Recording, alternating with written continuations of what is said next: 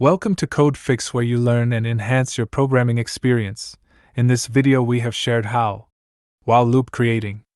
A while loop is a type of loop in programming that allows a block of code to be repeated as long as a certain condition is true.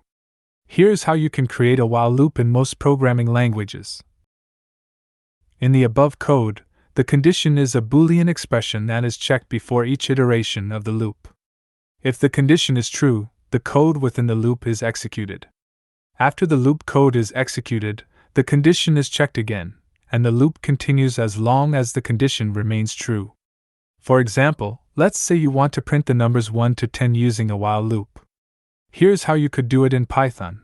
Now let's run this example code. Here is the output you will get. In the above code, the variable I starts at 1, and the loop continues as long as I is less than or equal to 10.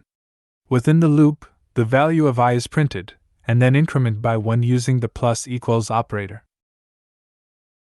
The loop will repeat until I reaches 11, at which point the condition will become false, and the loop will terminate. Hopefully this video helps you to sort out the issue you are facing. If you still face problem or need further help, just write in comments. I will reply you as soon as possible. Before you go, if you like this video, you can subscribe for this channel for future videos which can help and assist you further.